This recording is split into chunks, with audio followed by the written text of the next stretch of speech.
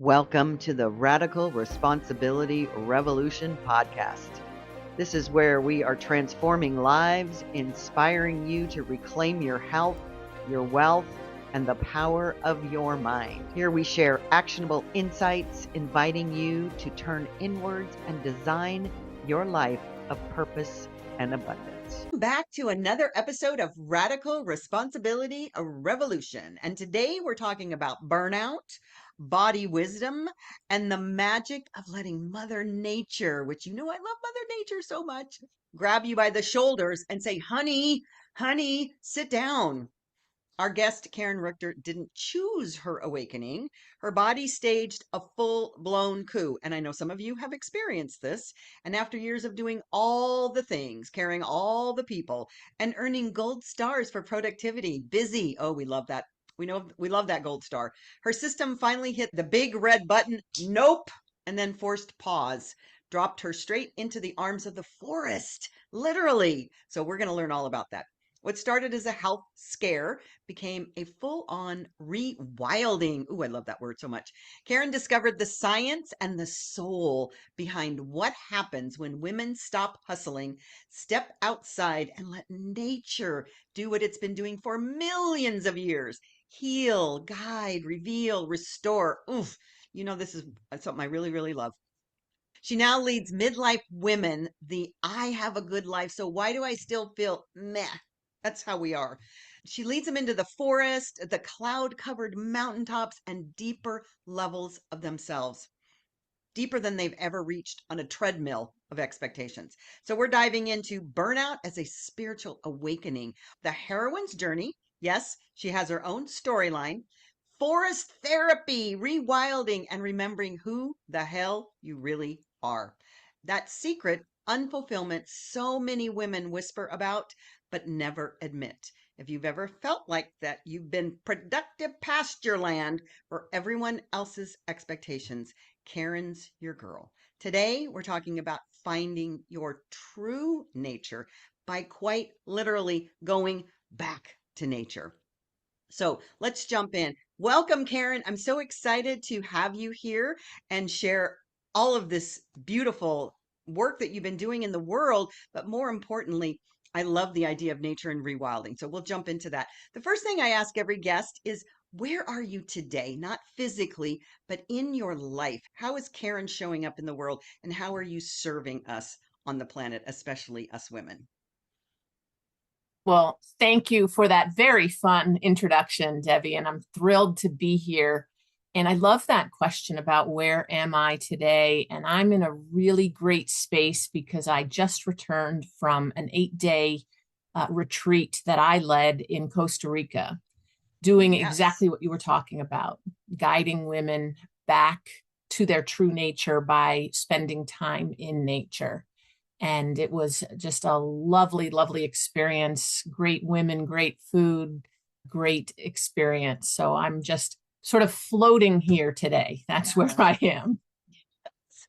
Well, just to give a little bit of this away, it's one of the places I went to, the campus of Imaloa, and yet it's same guy. And what I love about that, and I want to share that with the community so that they might go on your next retreat, is the food, because it's vegan, which we all think, oh, vegan. Oh my gosh, is it just sensational or what?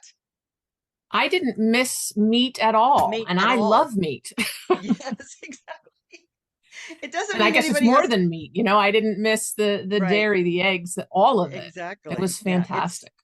Yeah, it's beautiful, but what it is just a way to give that medicine called food into your body so it really knows how to connect with nature as well, going through all of the things that you did. So share a little bit about that just for the audience so they can get a flavor of what that experience can be like, number one, but number two, about how you are serving women in that way. So at Verde Sana by Imaloa, we were up in the cloud forest, and we really allowed ourselves to slow down. So the first couple days we were resting. And so we did a lot of slow wanders in the forest, taking the time to observe all the beautiful trees and flowers and birds. and really letting that just soak into our bodies. We did some yoga nidra, rest meditation, surrounded by the cloud forest, next to the babbling brook, allowing our nervous systems to reset. Really enjoyed the food. As you said, it was beautiful to look at. And so we allowed our senses, all of our senses, to take in that beautiful meal. And then the middle 2 days were about releasing what we no longer need, what's not serving us, what's standing in the way of our dreams, becoming more clear of who we were underneath all of these costumes that we've layered on us over the years. And then the last couple of days were about rising. So we rested, we released, and now we were able to really connect with our true nature and get excited about what we want out of the next chapter of our lives. So it was really refreshing and rejuvenating. I find a lot of women are at a crossroads in their life, and they're recognizing if they are now in a new role, not necessarily responsible for children or for aging parents anymore. And they recognize they have the ability to make life more what they want. And then they realize they don't even know what they want because they've lost touch with themselves. And so that's where we ended up in our week in Costa Rica, was knowing our true selves so that we can step into this next chapter with our inner wisdom guiding us to our true dreams. So that hasn't been always where you've been in your consciousness. Absolutely not. Right. And so we sometimes hear these beautiful stories of where you are now and imagine, well, it's always been that way, and it hasn't always been that way. And you had a journey of your own to get to this place where you can help guide other women, because we all have our journeys and our stories, and that's what allows us to be those way shower for other women. So tell about your story of how you got to this place of this wisdom and how you understood, whether it be intuitively or some other word you want to use, that this is the natural path. This is connecting with nature is so powerful. And yet we don't allow ourselves that because we're busy. So talk about your journey of trying to outrun yourself. And then how did that create the experience that was the apex, and then how this transformed you so that you now can teach other women? So I had a life that I think a lot of women can connect with. Externally, everything looked fantastic. I was doing really well. I had a great career. I had a great family. We were doing all the things. I was doing all the things. And I look back now and I recognize that I was placing my self-worth on what I could achieve and what I could accomplish. So I was saying yes to everything and everyone. And that in a way felt very good. I felt good about what I was doing and my abilities. And over the years, I ran into some rough patches and some serious or significant losses. And the way I dealt with that was the way that I dealt with everything.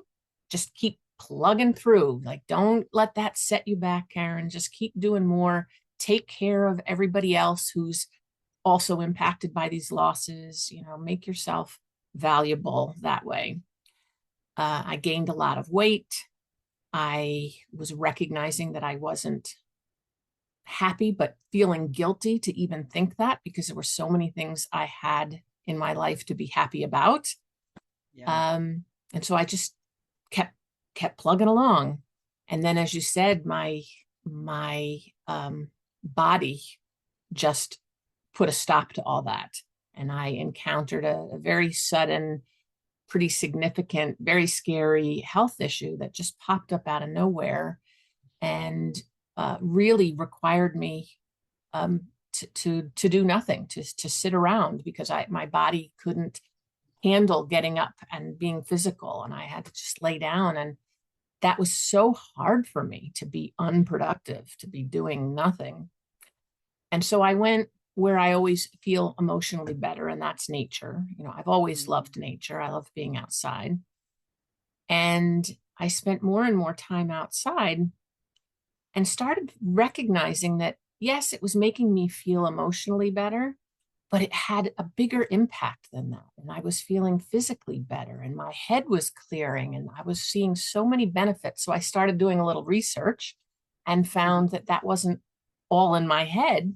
Right. There's so much science that supports the fact that nature is a medicine for us. Nature is where we have evolved as a species, and we're not separate from nature. We're actually a part of nature. And it's only been the last minuscule amount of time and the whole timeline that we've been separate from nature, indoors and protected from the elements. Yeah. And so that's when I found out about forest therapy. And I went through the certification process to become a nature and forest therapy guide. And one of our sayings is that the forest is the therapist and the guide opens the doors. Oh, I love that. So I am now sharing that with other people and allowing them to experience this reawakening, if I can call it that. But I will say I am on such a journey of not just healing from my health issues, but getting even better, getting even beyond where I was before the health scare, and just feeling so happy, so content. So I'm still struggling to find the word to describe it. Yeah. But bliss is what comes into my mind Yes, often. It's bliss. that I just feel this sense of bliss that I haven't felt before. There is so much to unpack right there. First of all, I did not realize that there was a forest therapy genre. That is so brilliant. Oh my gosh. I'm going to go Google that as soon as we get off because I Yeah. love that so much. That is so fantastic. And I say this all the time. We are one with nature. We forget that we are nature incarnate, and then we've lost this connection. So just the idea to go back into it. I want to talk about, though, this idea that women, so many women, and you know this, you talk to them every day, I talk to them every day, I watch it constantly, that we have attached our self-worth. And I believe it's because we got the masculine playbook, which says drive, do. The more I'm doing this, we use doing this as a badge of honor. And it's not in our actual nature. Our nature is to slow down, and yet we do it because that's what we've learned. And so I want you to speak to that, how you speak to your clients, the women that you teach, that how to separate ourselves from this idea that our doingness is not our self-worth, because that really is the key and the crux to all of this. And I see it over and over and over, and it really is just a learning that we have adopted. It's an imprinting. And so I want you to speak from your own words. How do you allow women and help them see that? You're so true. It's what you're saying is so true.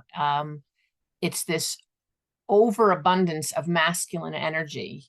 And if we think back to the ancient yin and yang symbol, the black and the white swirling around each other, that was all about balance, and that everyone should have both the do masculine energy and the feminine receiving, being, intuitive energy.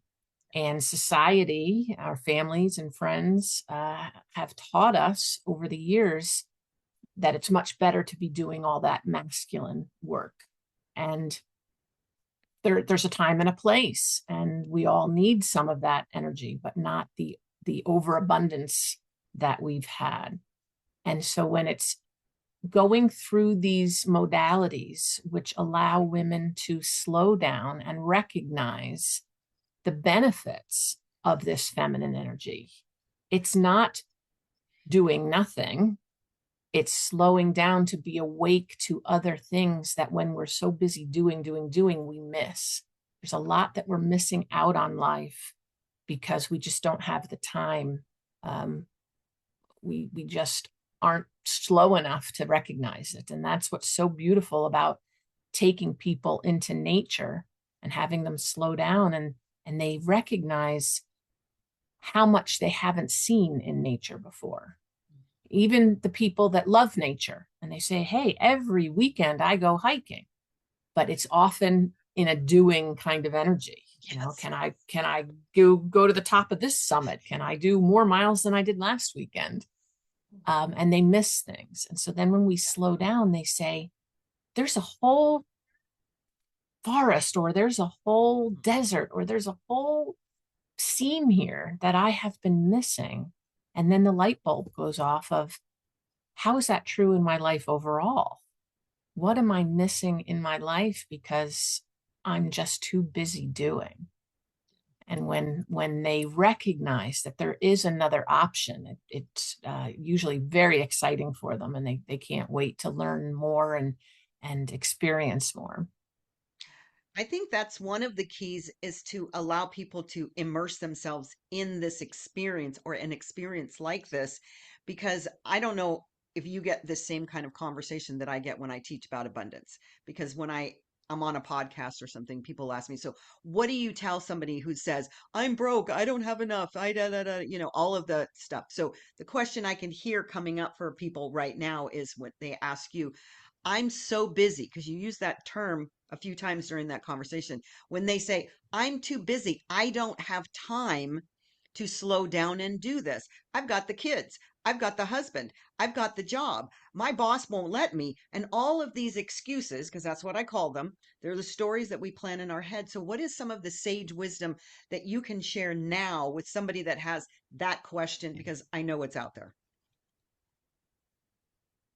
So I almost hesitate to say this, but it's when we slow down and allow our bodies to recharge and rejuvenate and get clear, we can actually become more productive. We can go back into our lives with more clarity, more direction, and get more done.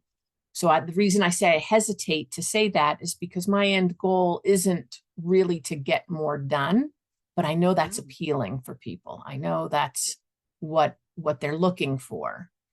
And I will also say,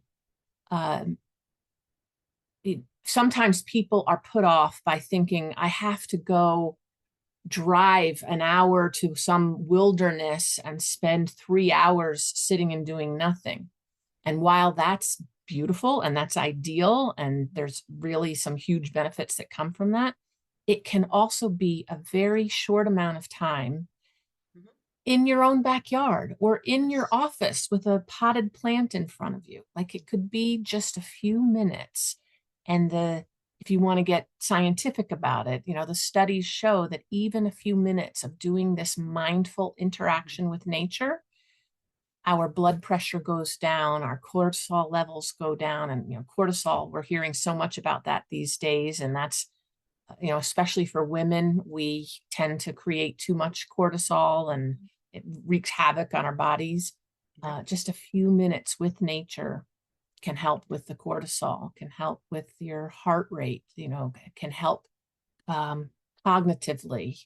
So it doesn't have to be a big time burden for them.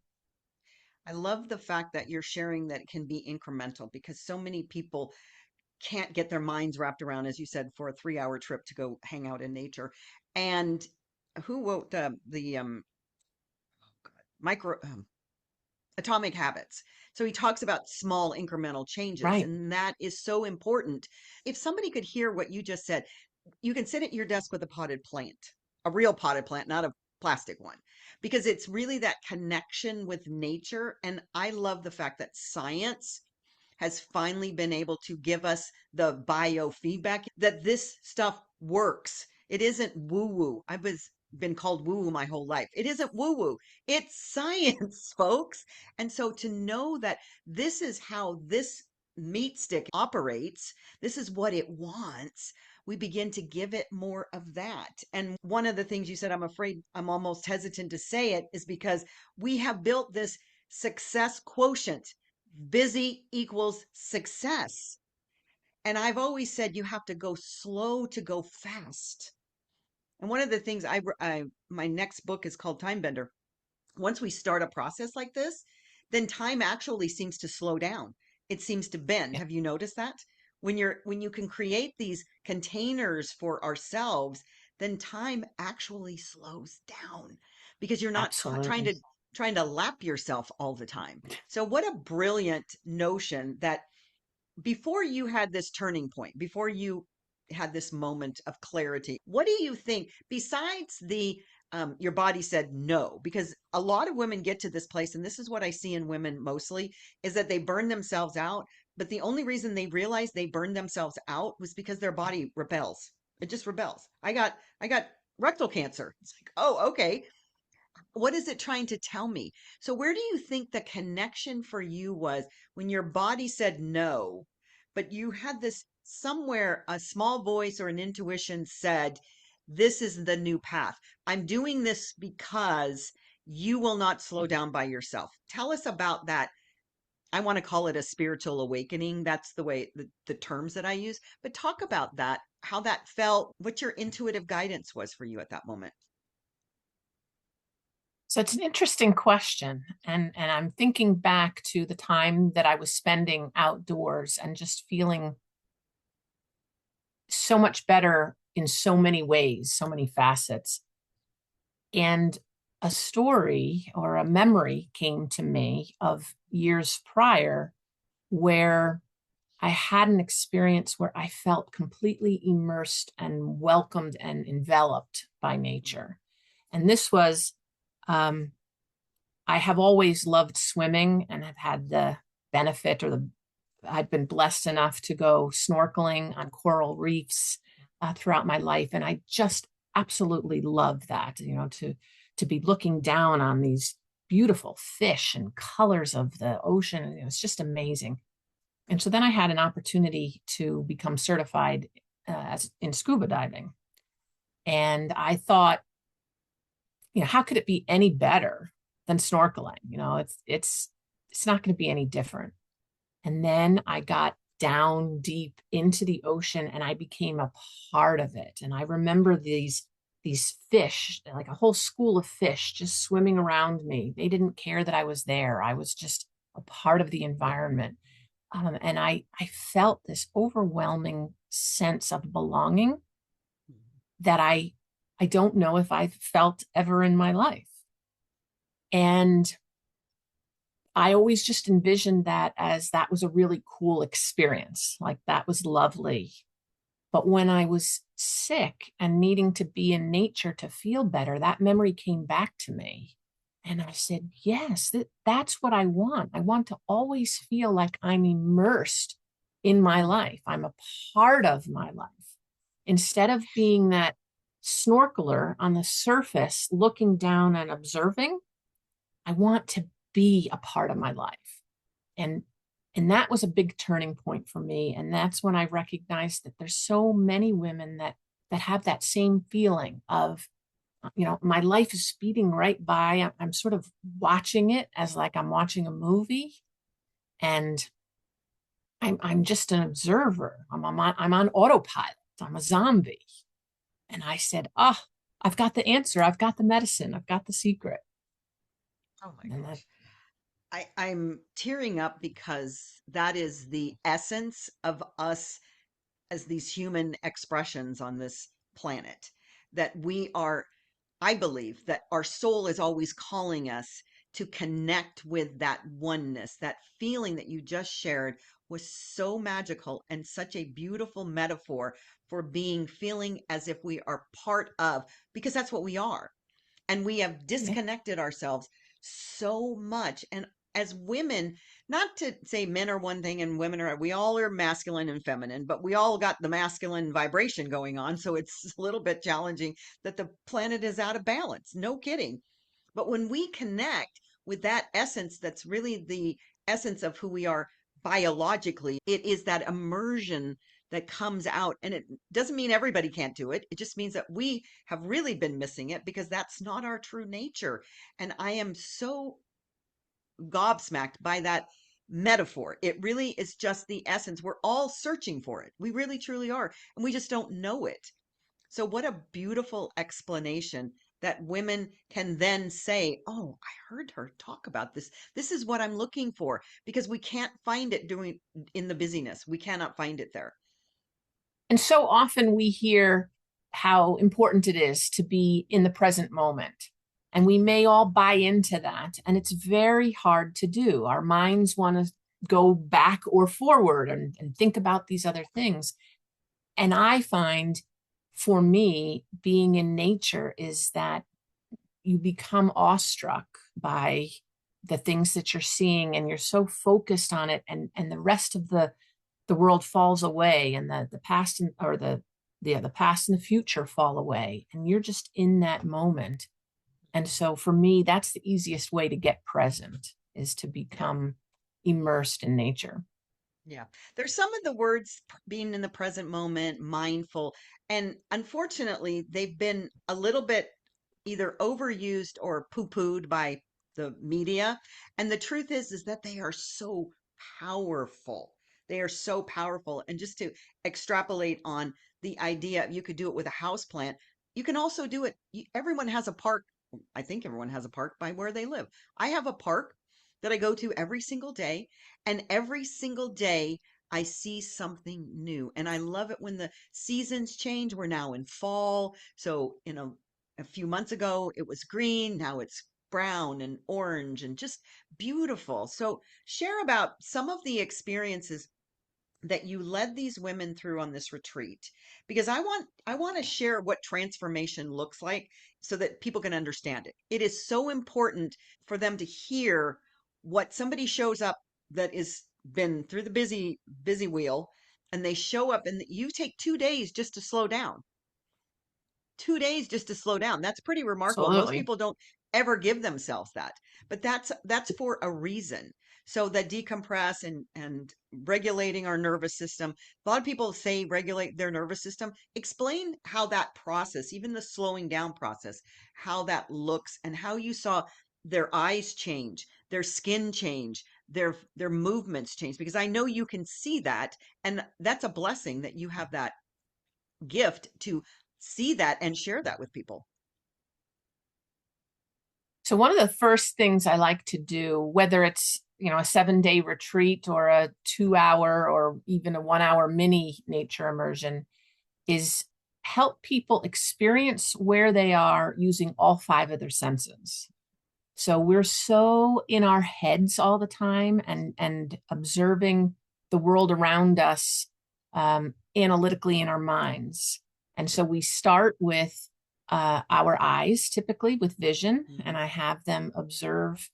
And even just that can be eye-opening for people, to tell them, you have to look at this one little piece of nature, uh, and nothing else for right now, and just see what you notice. And they notice all sorts of little things. But then I ask them, or I invite them to close their eyes. And I say invite because everything is an invitation. It's optional. It's up to them, voluntary. Um, I have guidance that I can offer, and they should be following what their body's telling them to do. But I invite them to close their eyes, and then we walk through a series of using the other senses to experience that same place where we are. And that's always so they're doing these with their eyes closed, and at the end I have them open their eyes again. And what I see just in those 10 minutes is already like a lightening of their spirit, and almost a childlike joy. Like, oh my goodness, I never knew I could hear so many different birds all at once, or just playfulness. And then I try to incorporate that into the rest of the event, is just, let's come at this with this childlike joy and playfulness. And then, there's all sorts of invitations that I can offer up, and I usually don't know what they're going to be until I'm in the moment, and I'm getting clues from the nature around us saying, this might be fun, or this might be what they need. And so then I invite them to do different activities, and um, you can see the shoulders relaxing. You can see more smiles more quickly on the faces. You can see excitement when they come back into our brains and start thinking about the future. An excitement or a hopefulness about the future that wasn't there before. So it's really, really fun to watch. And I'd also like to say, that's, for me, the ideal situation is to be somewhere beautiful like the cloud forest in the mountains of Costa Rica for a week. But it could be somewhere local. It can also be, I lead these virtually on Zoom. And so people think, well, that doesn't make sense. How can you interact with nature when you're using technology? But the technology is for me to provide the invitations. And then people are dialing in from wherever they are, and they go and interact using that invitation until I call them back. And then we do our sharing on Zoom. So I often ask what people are noticing, and it's fun to hear everyone's experiences. And sometimes that opens your eyes even more, like, oh yeah, I did notice that too. I hadn't noticed it. Hadn't thought about it. And so there's some people who actually love doing this on Zoom because maybe they're just in their backyard. I have a gentleman who says, I walked by this tree every day to my car in the driveway, every single day to go to work, and I didn't pay attention to it. And he said, now I have a relationship with this tree, and I sort of feel like it's cheering me on as I walk by going to work. And so he doesn't need to go to the park. He doesn't need to go on a retreat. This is available to people wherever they are. And I've even done it, you talk about a park. I was with a work group, and we were in a stressful time, and we were out for lunch, and we're in a parking lot. And, like every 10 cars, there might be a tree in the parking lot. And we did a quick little nature immersion with that tree in the middle of a parking lot. And people went back after lunch saying, I feel so much calmer now. I feel ready to take on the afternoon. So these nature immersions can look very, very different and still be beneficial. You said something that I keyed in when you're sharing that story about childlike. And what I got this download was, I've had this experience with kids. I'm assuming that people can relate to this. You'll be with a child, and I live by an Air Force base. And so every once in a while there'll be a jet flying by that, and because I just tune it out. There's jets flying all the time. Children have connection with their five senses that we have lost. We have become numb to that. Absolutely. And so just the fact that you walk people through this five sensory experience brings us back to our true nature, because that's who our true nature is childlike.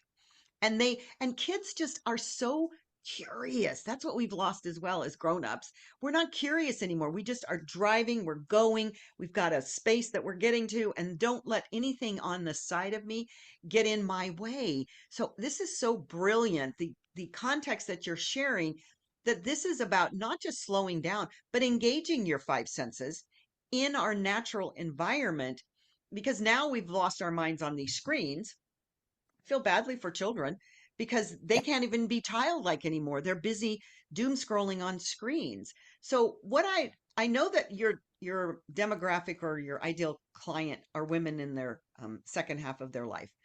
And yet, this is such an important message for all women, all people, and women especially that have children, because those women are, a lot of them, they don't know what to do with how to get their kids off of these screens. So I don't know if anybody's asked you this question before. I'm imagining maybe a grandma said, I'd like to help my daughter get her children off screens, but I'd like to know what kind of wisdom you could share with a young mom, even though that's not who I usually talk to. But I think that's important for us, because we people of my age, we grew up going outside, being on our bikes. We came in when it was dark. There was no screen thing going on. But this is so important that this next generation begin to incorporate this, not just when we're halfway through our life. So what words of wisdom might you give? So our generation didn't have a lot of structure, didn't have a lot of guidance, and we went outside and played all day long. The generation that's having children now, so my kids, and I feel a little guilty, but we provided them with much more structure. And there were clubs to be a part of and sports to be playing and play dates. And so now they're trying to replicate that even more for their kids. And what I find is that they feel the need, again, to achieve, to structure, and to have, plans. And what I'd offer up is take a kid to a park, and it doesn't have to be a playground park, a park where you're walking through on a path through the woods or next to a creek, and just let them be. Like the kids, like we on our generation, find the fun. We start to throw rocks into the creek, or we throw a stick into the creek and watch it float down, or try to find rocks that look different as we're walking along the path. Like kids just automatically do that. So the parents don't have to feel that they need to figure out what you're going to do on this walk, that they don't have to have it all structured. Just take the kids and nature will do the work. So similar to what I said before about the forest is the therapist and the guide opens the doors. That's all the parent has to do is open the door, and then nature will call out to the kids and say, hey, come play with me. And it sounds so simple. And it feels like sometimes that when things are too simple, this world Can't that we live be. in, society says, oh, that's too easy, right? It's like, okay, it's the easy things that are the most profound.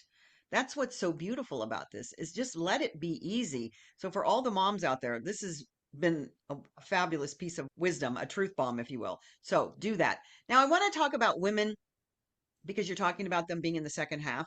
There's this whole thing around menopause. So I want to get your ideas about what your version of what that looks like, how not how you would advise women to go through it, but how do you see it showing up in the second half where women, I call it rewiring your wisdom brain, that we begin to see ourselves differently, and yet there is so much noise out there about it's been propagated through press that it's a horrible time, that there's all these problems that you're going to have. It's the big scary monster. And I never found it to be that. So, what do you find when you work with women, number one? But number two, how do you suggest that women navigate that in this fluid way with nature?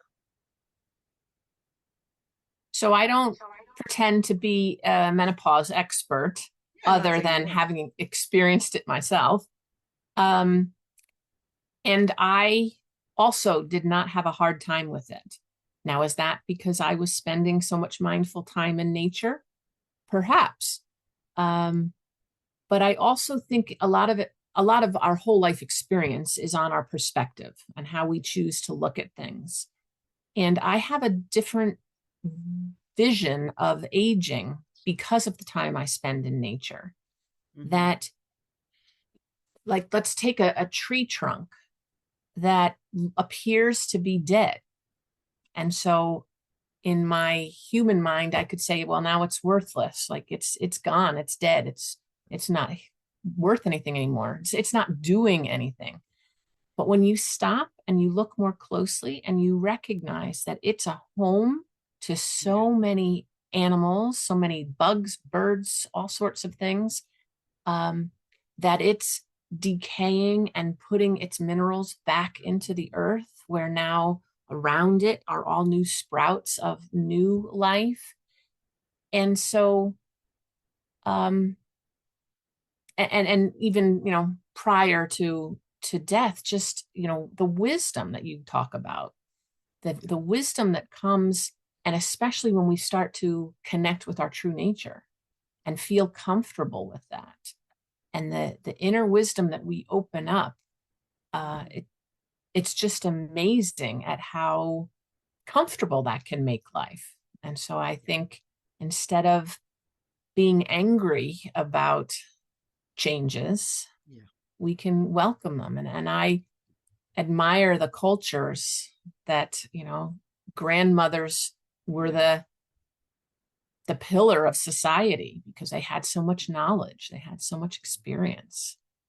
And there's stories in nature of, like elephants that can't find, there's a drought and they can't find water, and they turn to the grandmother, and it's the grandmother that then becomes the leader and brings them back because she remembers that 20 years ago there was water in such and such a place. So there's a lot of messages from nature saying aging is good.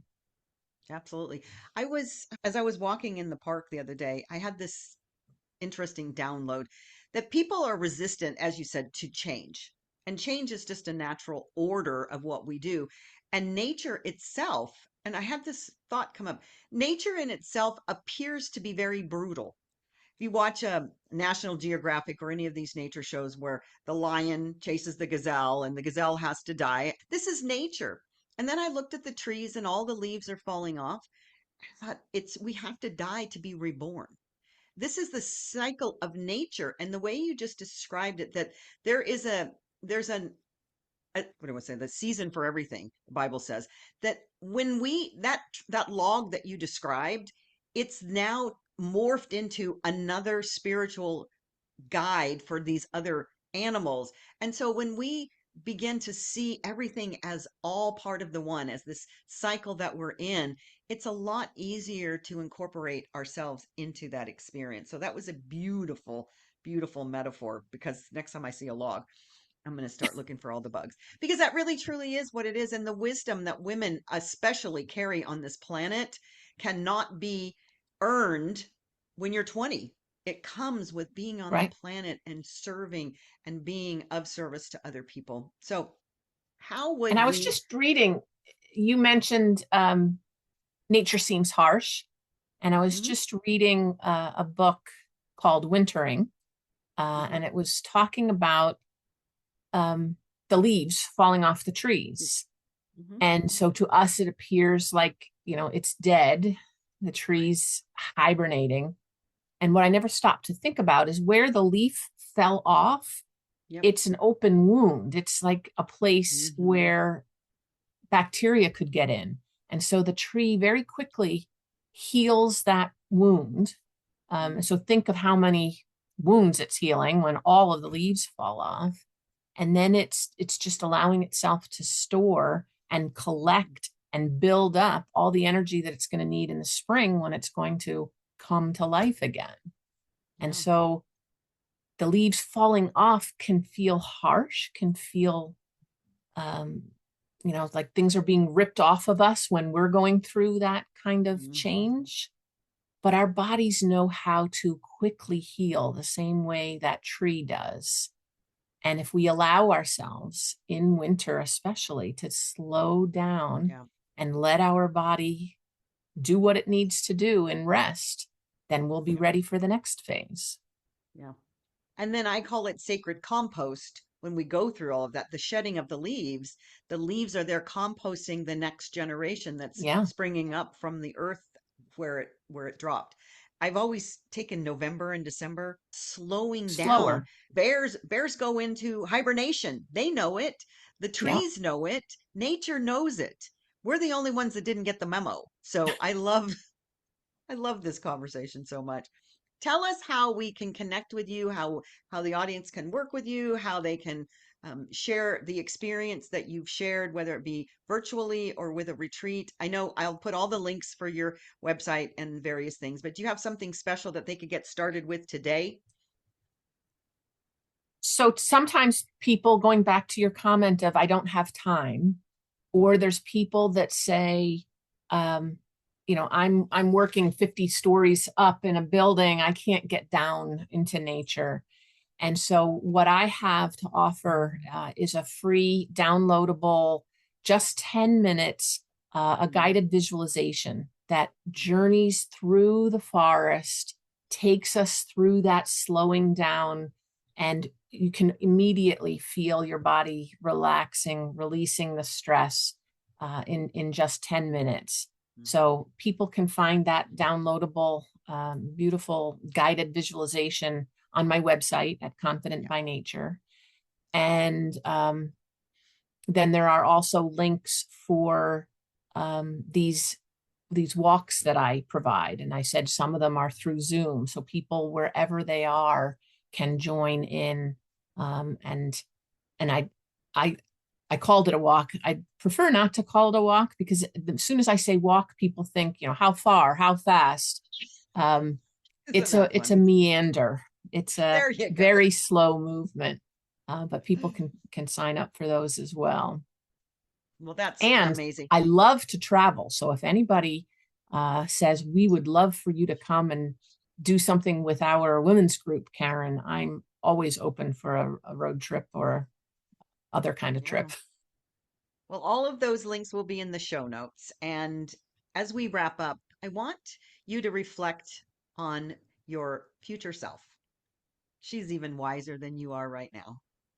And I want you to have her give all of us, especially the younger women, because as we get older, we get a little more wise. And yet she's got some really juicy wisdom to give to this younger woman who's just starting on this path. She's about to follow in the footsteps of you and me and a whole lot of other women with this success energy that you can have it all. That's the message that's been given. What is your future self, the one who's really super wise, because you are wise now, and yet I know you can download her because we live in a multidimensional entity. And what would she say to these beautiful women that are just starting on this journey that want to be busy?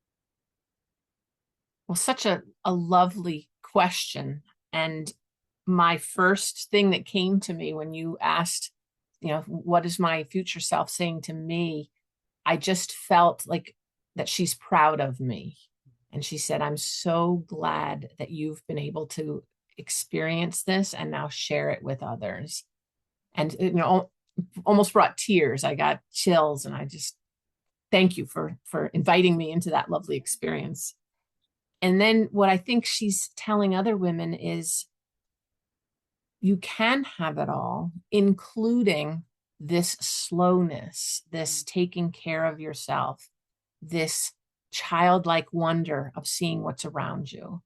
So we're here on this earth for a very short time. It's such a beautiful earth. Take advantage of everything that's around you. Take advantage of, I'm thinking back to scuba diving.